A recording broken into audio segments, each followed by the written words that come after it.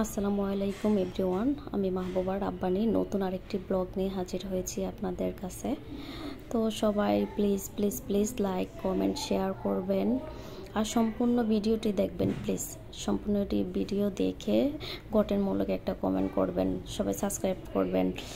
আর আজকে সন্ধ্যায় মেহমান ছিল, মেহমানদের জন্য একটু নাস্তা রেডি করলাম। এখানে হচ্ছে যে চানাচুর বানাবো, সেই জন্য চানাচুরের সব কিছু রেডি করে নিয়েছি। আর এখানে হচ্ছে জানি না কোন দেশে এটাকে কি নামে চিনেন, আমাদের দেশে হচ্ছে এটাকে, আমাদের চাঁদপুরে এটাকে আলু যখন হয় না তখন কি করে আলুটাকে এরকম চিকন চিকন করে হালকা ফাঁপ দিয়ে এটাকে রৌদ্র শুকানোর পরে হচ্ছে যে এটা শুকাইলে এরকম তেলে ভেজে খায়, বলে যে এটা একটা চিপস। তো এটা অবশ্যই অনেক ভালো বাচ্চাদের জন্য।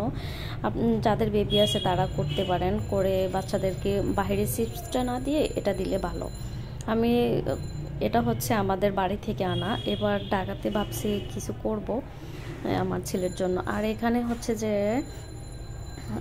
চপ ভাজতেছি সন্ধ্যায় খাবারের জন্য। তো মেহমান যেহেতু একজন, তাহলে আমাদের আর এত বেশি করা লাগে না, অল্প কিছু করলেই চলে। সেজন্য আলুর চপ ভাজিয়ে নিলাম, এখানে ভাজা বসিয়ে দিছি। এখানে হচ্ছে আমার আলু চপ ভাজা ডান। এখন উঠিয়ে নিব একটা বাটিতে।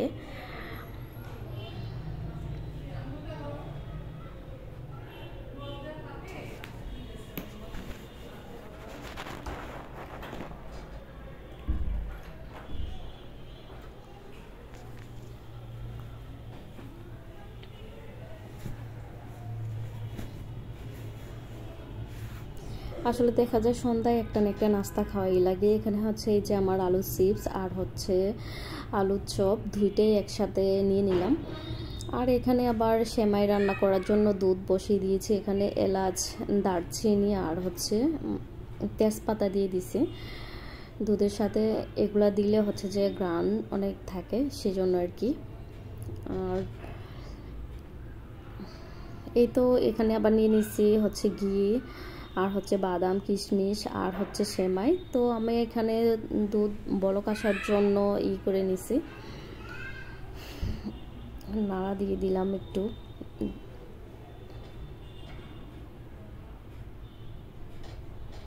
দুধটা আসলে ভালো করে হলে লাল হলে, আমার ওইবার গেলাম, আমার খালাই শাশুড়ি একটা দেখলাম এরকম সেমাই বানাইছে, অনেক মজা হয়েছে। অবশ্য ওনার রেসিপিটা আমি একবার দিব, পরে দেখা যাক। তো এখানে হচ্ছে বাদাম নিয়ে নিলাম কিছু ভাজার জন্য। তো এখানে আবার ঘি দিয়ে দিলাম।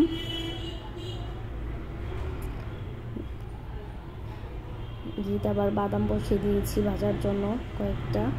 আর এখানে আবার সেমাই ভাজার জন্য ঘি দিয়ে সেমাই দিয়ে দিলাম, যাতে আস্তে আস্তে করে লাল লাল করে ভাজা হয়। সেমাই কিন্তু ভাজাই থাকে, এরপরও যদি আপনি বাসায় ভেজে নেন তাহলে সেমাইটা আরও বেশি মজা লাগে এই আর কি। তো এখানে আবার একদিক দিয়ে আমি বাদাম ভেজে নিচ্ছি আর ওই দিক দিয়ে হচ্ছে সেমাই ভেজে নিচ্ছি। দুই চুলায় তাড়াতাড়ি হয়ে যাবে, সেজন্য দিয়ে দিলাম আর কি। এখানে দেখেন আমার সেমাইটা অনেকটাই ভাজা হয়ে গেছে, একদম ভাজা ভাজা।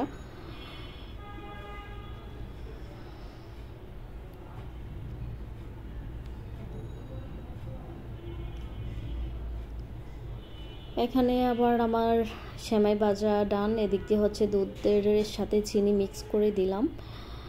যে যেমন চিনি খান সেই ওরকমভাবে দিবেন, অনেকে চিনি বেশি খায়, অনেকে কম খায়। এদিকে আমি একটু কিশমিশ দিয়ে নিলাম। আর আমার সেমাই ভাজা যেহেতু হয়ে গেছে, আমি একটা ঢিসি নিয়ে নিয়েছি। ঢিসি নিয়ে এখন হচ্ছে দুধটাকে উপর দিয়ে দিব। আসলে ভিডিও করা একটু টাফ থাকে, কারণ এক হাতে ফোন ধরা আর এক হাতে ভিডিও করা, সেই জন্য আর কি। আর যেহেতু আমরা নতুন, সেই জন্য এখন একটু সমস্যা হয়। পরে হয়তো বা আল্লাহর রহমতে ঠিক হয়ে যাবে। দোয়া করবেন সবাই পাশে থাকলে হয়তো বা সব কিছুই করা সম্ভব। সবাই পাশে থাকবেন এই আর কি। আর এই সেমাইটার সাথে সম্পূর্ণ দুধ, প্রথমে দুধ দিবেন, দিয়ে সম্পূর্ণটা দিবেন না, অর্ধেকটা রেখে দিবেন, কারণ এই সেমাইটা দুধ অনেক টানে। দেখা যাবে যে 10 মিনিট পর অনেকটাই হয়ে যাবে, টেনে যাবে। টেনে গেলে কি করবেন, আরও দুধ দিয়ে দিবেন। দিলে এরপর সেমাইয়ের সাথে দুধটা একটু, দুধ বেশি থাকে, সেমাইটা একটু কম, ওরকম সেমাই ভালো লাগে আর কি। উপর দিয়ে আবার একটু সেমাই ছিটিয়ে দিলাম। আর